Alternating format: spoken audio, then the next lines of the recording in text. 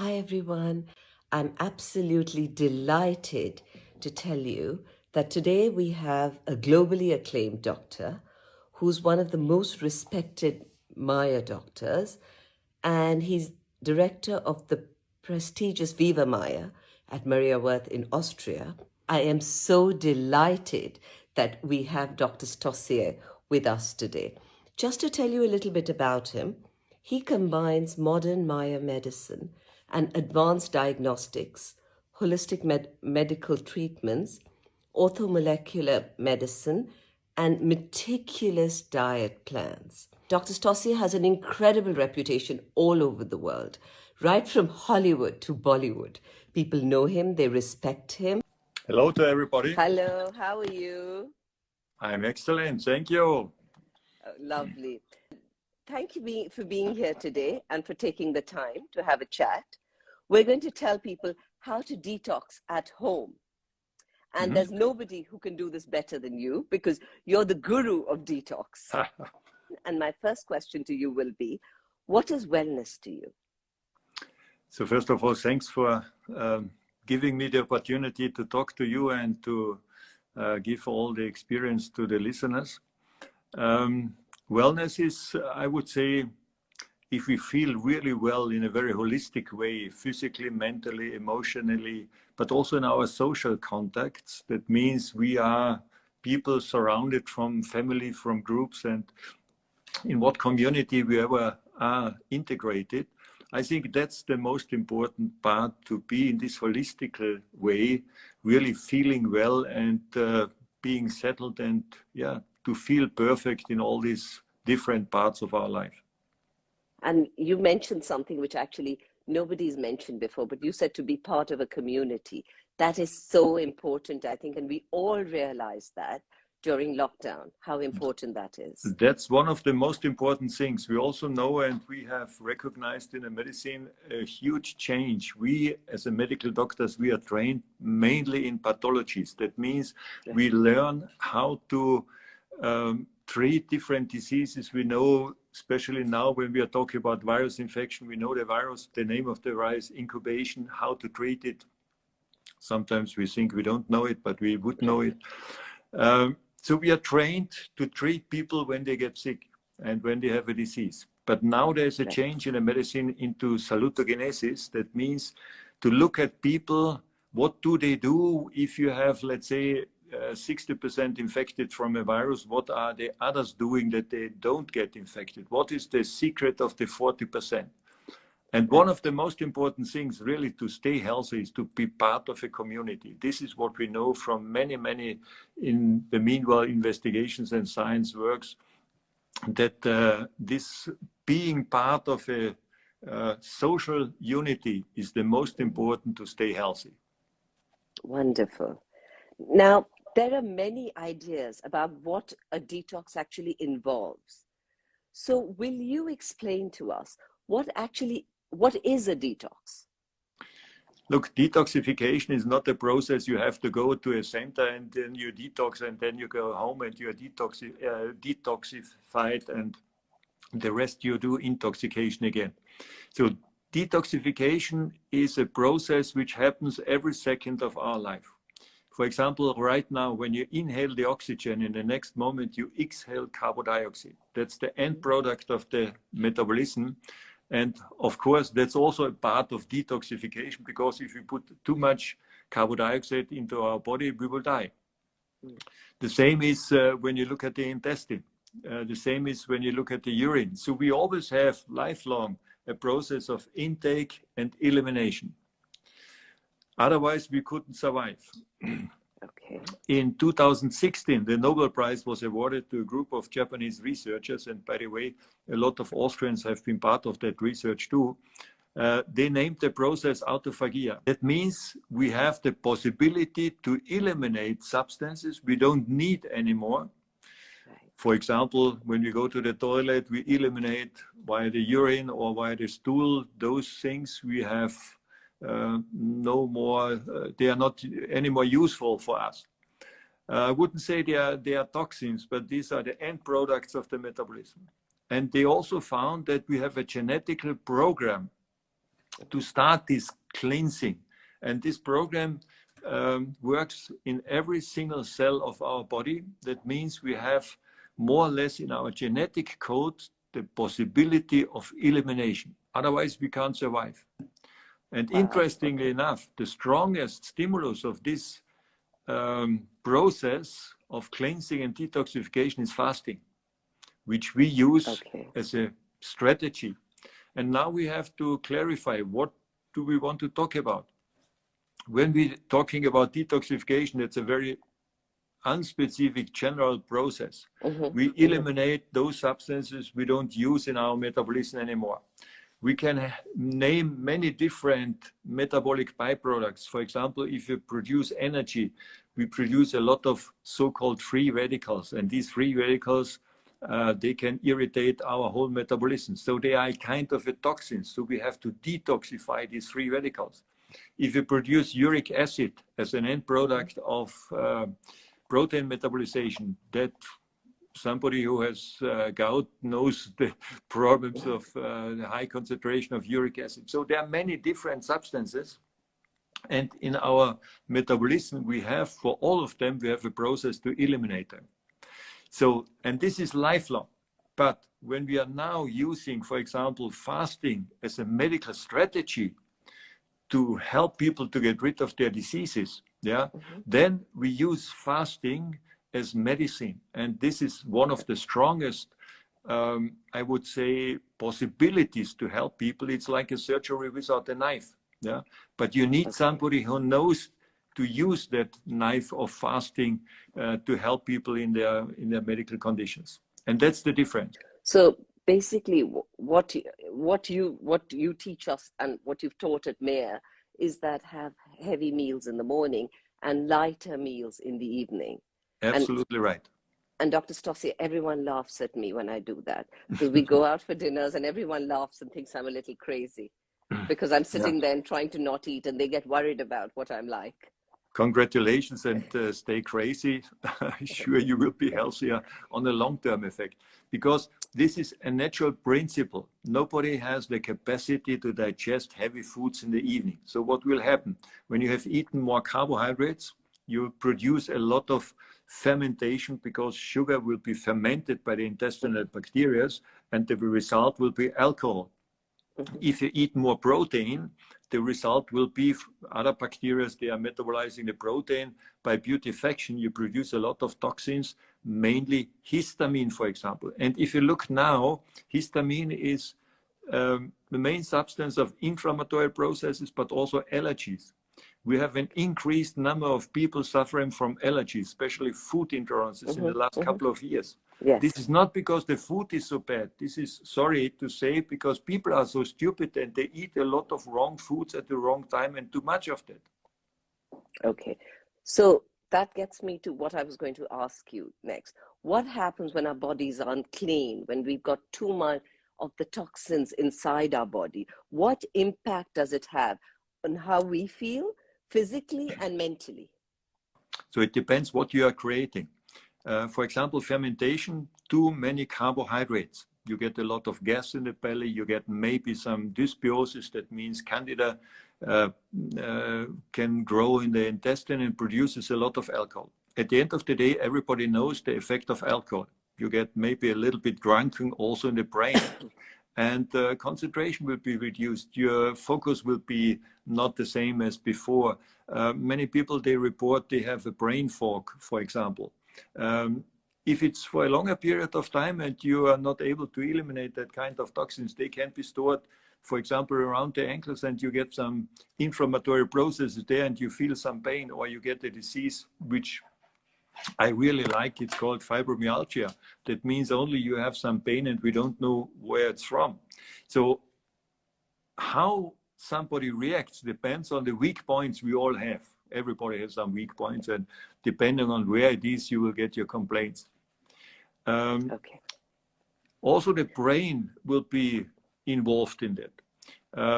Concentration will be reduced. We also have chronic inflammatory processes in the brain, and depression will be also one of the possibilities people can react. And again, we have a saying, the intestine is the father of the bad mood. That means also we have a very close relation between the situation in the intestine and the brain. And we should never forget we have the same number of nerve cells in the intestine and in the brain. We have the same transmitters in the intestine and in the brain. That's important too. And for example, serotonin, which is the most important substance we need in the brain to feel happy, lucky, and really good, is 99% produced in the intestine. So we also can say if the intestine is happy, the rest can be happy too. And we also know that we have a very strong link to this brain-gut axis. And if we have some irritations in the intestine, we also have that in the brain. So that's always linked. And I can tell you it's not easy. I'm not like myself today. I know that. So it's, you know, it's not easy, but later you feel so amazing. But Dr. Stossier, so for our audience, for people who are listening, they all want to know how to do this. Yeah. So first I want you to tell them, how do they prepare for it at home? If they're doing this at home, how do they prepare for it before they go into it? Look, you don't need a huge preparation. You need, as we said, you need to decide, look, I will start. And the problem is people always say diet start tomorrow. No, it starts right now, today. And if you have realized it's now evening time, you can start right now not having a salad in the evening. So you can start more or less immediately, as long as you are in your, I would say, plus minus healthy situation. When you want to go to a center or when you want to do that to treat a disease, of course, then please take contact with a physician who is familiar with all these procedures, and then you will be advised to prepare yourself for that process. And then you start eating less in the evening, you drink a bit more, you start with the cleansing of the intestine, and you go to bed a bit earlier and so on. Of course, there are a lot of possibilities. You can do a damp compress for the liver to help the liver in the night hours.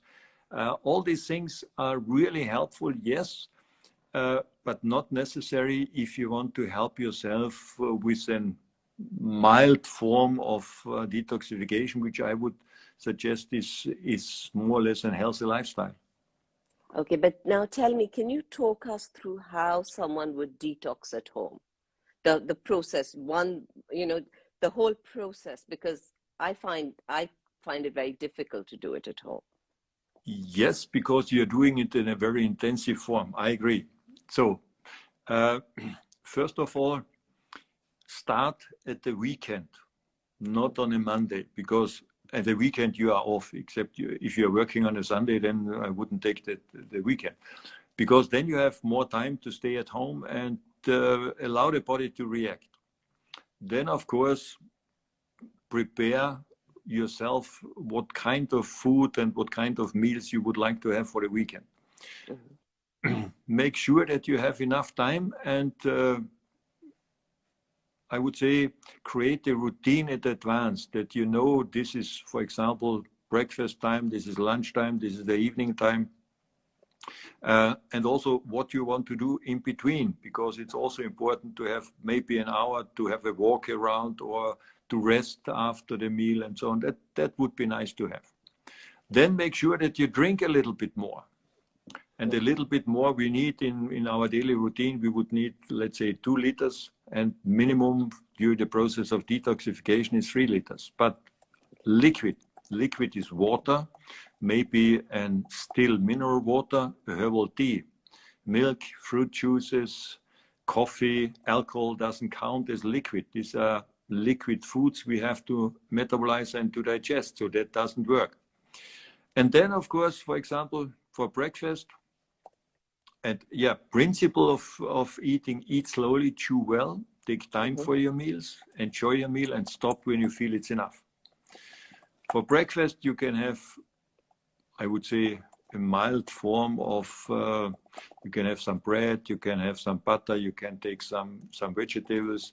If you like to have some warm dishes in the morning, you can have a porridge, but it's difficult to chew. You can have a soup, but then make additionally take a bread to chew the the bread before you have the soup. So depending what you like to have.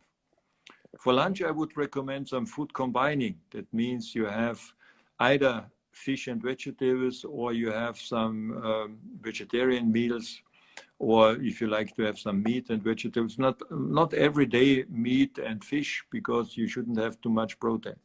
And the evening, if possible, only a tea, or maybe a clear soup, a broth, or maximum a vegetable soup and a piece of bread, which you have to chew again. And the bread shouldn't be a very fresh one. It could be an old one. That's better to chew, to train the chewing. So that could be, for example, one day. In between, some physical activities are very helpful. So have a walk, maybe in the afternoon for an hour, fresh air, great. I wouldn't recommend to do too intensive gyms and so on, because that could be too much. Yeah. Take time to relax. If you have a bath, you can take a bath at home. A shower is not the same. If you can enjoy a bath, it would be better. If you have the possibility to go into the sauna or to have a steam, it could be really supportive for that. It helps a lot to detoxify. Yeah. If you have the chance to get a massage, would be nice to have. If not, okay too. So that could be, for example, a day which you can do at home. And for how long? How many days? It depends. You can do it in two ways. When you do, for example, a week or 10 days at home, it's helpful. You also can do intermittent fasting, would also mean 1 day a week. That means you decide 1 day a week, you do that program, not the most intensive day of the week where you have to work and so on, but you can do 1 day a week. And if you do that the whole year, you have 52 days. How long do you stay at the moment? 6 days, 7 days. Yes. Yeah. Yes. So there are a few more which you can do during the year.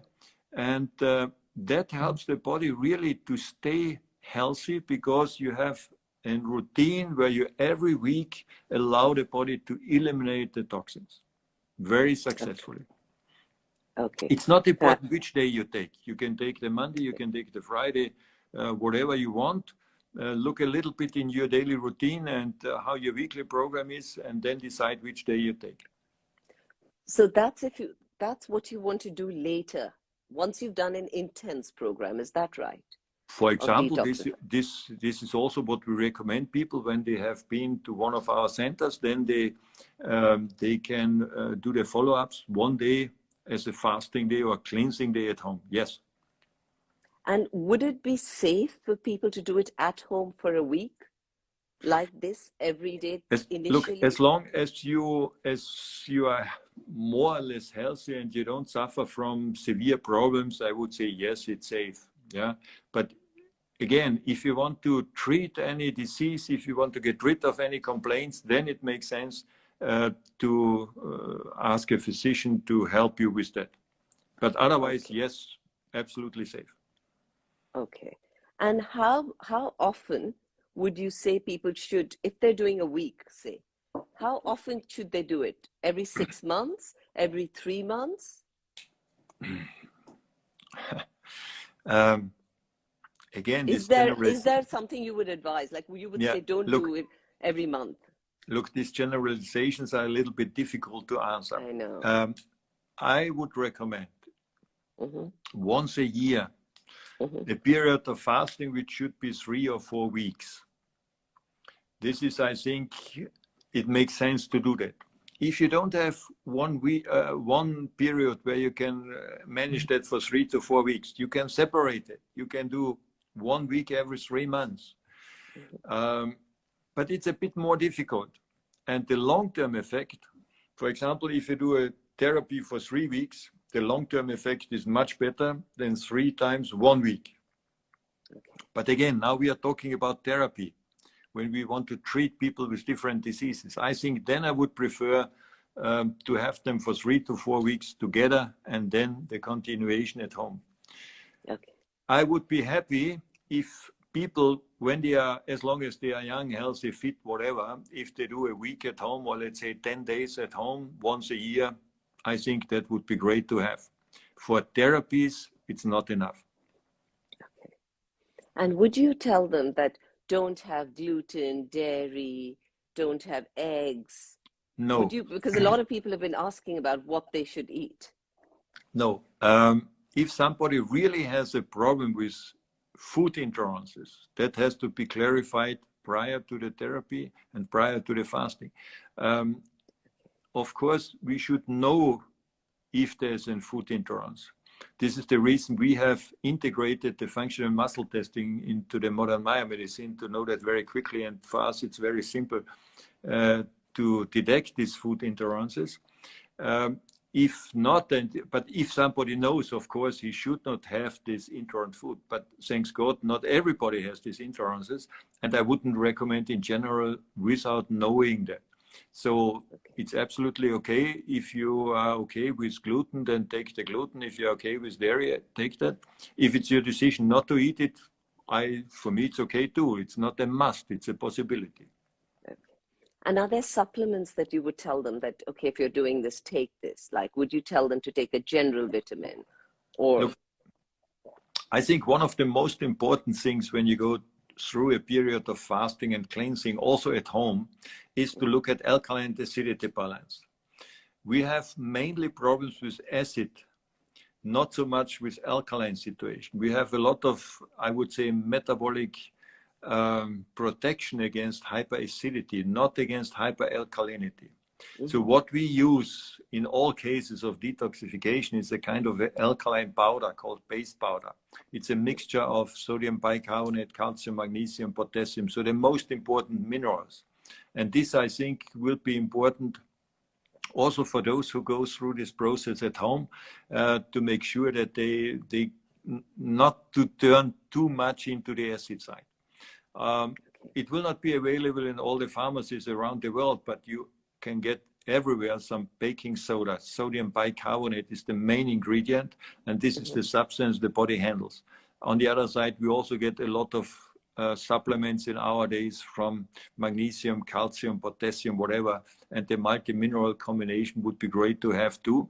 And also the antioxidants, if necessary, would be great to have. But the most important is to avoid hyperacidity. Food-wise, you also can manage that. For example, you have the acidity mainly in meat, fish, and cheese, and the alkaline food is the vegetables and the potatoes. So you can balance that also when you have, I would say, more alkaline food, 2 parts alkaline food, 1 part acid food. And if you go through a process of cleansing, it makes sense to eat more alkaline food. So it doesn't make sense to eat a lot of meat, fish, cheese, and so on during that period, less from the amount, and for sure not every day. So it's not a problem to do an alkaline diet for a week. Okay, wonderful. And also, before I go on to people's questions, do you have any advice for our listeners? For what? Advice? In general, any advice, because Okay. we're talking about detoxing at home. So anything that we missed out that we haven't discussed?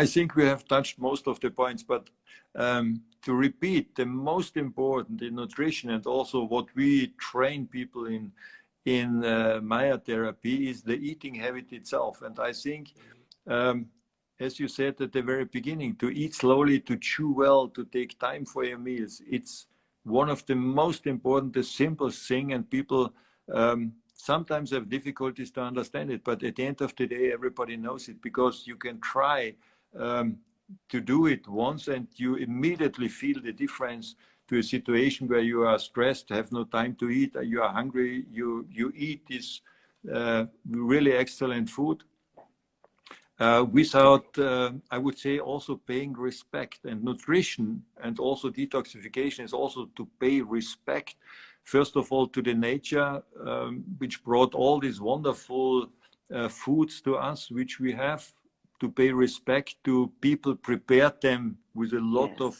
intention, love, and so on, for us to have them. but most important to pay respect to yourself, because I think we should be worth to be nourished in the best way. Yeah, to be mindful with Yes, everyone and to be absolutely kind. right. Yeah, yeah. And I love what you said about be kind to yourself as well, not just to everyone else. So don't tell yourself off if you, Start with yourself, yeah. then you will be able to do it to others. Dr. Stossier, I'm going to ask you one more question, and this is something that everyone is asking today. I mean, so many people talk about this. Yeah. They're saying, how can they sleep better? Can you give them some advice on that? A few things. First of all, to regulate sleep, we have to reduce the body temperature during the night hours. And this is only about 0.5 degrees Celsius. You think that's not so much and easy to do, so open the window. Yes, one possibility, but that doesn't reduce the core temperature of the body. We also know that we calculate food in calories, and the calorie is the unit of temperature. So if you eat less food in the evening, you eat less calories, it is less temperature, and it will be easier for you to reduce the body temperature in the evening. So eat less, one of the simplest things. Second, avoid raw things, because when you turn these raw things into a fermentation process, it increases the body temperature. So then it will be not possible, it will be even difficult to reduce the body temperature and to produce enough melatonin and serotonin. So that's one of the simplest things: eat less and avoid everything raw in the evening. To sleep better, or let's say to fall into sleep better, melatonin could be helpful. This is a supplement you can get in different health food stores, pharmacies, wherever you are around the world. There are different possibilities to get, but this is the substance we need to regulate our sleep. And the sleeping pattern depends on how much and when we produce the melatonin. This is metabolized from an amino acid called tryptophan, which you also can use, but melatonin works much better and quicker and faster. You also can do what the Asian countries and the Japanese especially do. You can take a hot shower or a hot bath in the evening, which helps you to reduce the temperature in the same way as discussed before. And you also can do that in a milder form to support the liver. You can do a damp compress on the liver. That means a hot water bottle with a cold wet towel on the right rib cage where the liver is located. And that helps also to, I would say, to intensivate the sleeping pattern. Wonderful. Wonderful. And you were talking about melatonin. It's safe to have melatonin. Look, melatonin is absolutely safe. It's a substance, all of us, we are producing this melatonin in the pineal gland. The melatonin has no feedback. That means when you take the melatonin as a supplement, you don't produce less. So it is absolutely okay to have that, and it's simple to take it. In the evening before you go to bed, not in the morning, except you want to sleep in the morning. Okay, great. Thank you. I think you're going to help a lot of people today. And my guest today was Dr. Stossier from Viva Maya. And this is Anshu Bahanda at Wellness Curated. Thank you very much, everyone.